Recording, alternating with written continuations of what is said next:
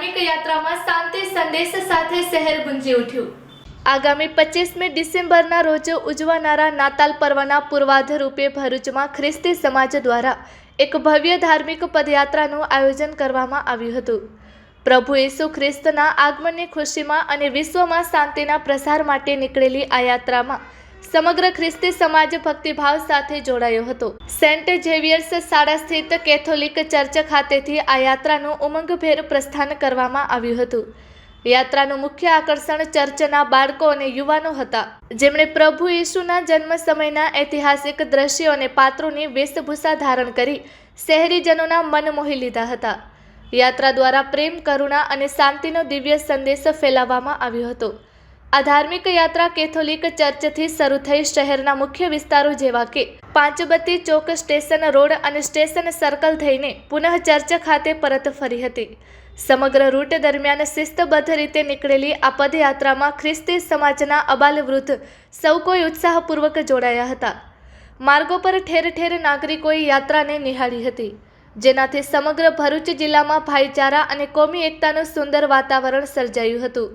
આપ સૌને સૌપ્રથમ a very good morning અને એક very good morning કહેતા નાતાલની સલામ, નાતાલની અને બેસતા વર્ષની સોનેરી સલામ પણ પાઠવું છું। આજે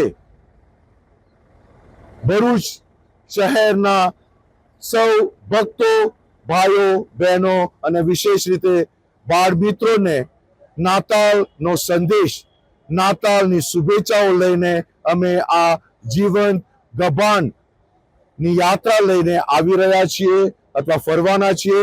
બસ શુભેચ્છાઓ પાઠવવા અને નાતાલની સલામ આપવા, નાતાલનો સંદેશ આપવા।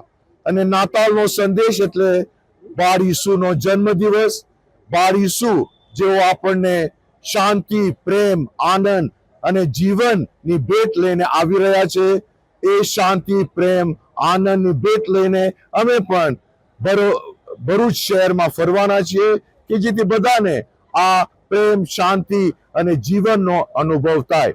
સાથે સાથે પ્રભુ ઈસુ સ્વર્ગ છોડી પૃથ્વી ઉપર આવ્યા અંધકારનો નાશ કરવા, પાપનો નાશ કરવા, મૃત્યુનો નાશ કરવા।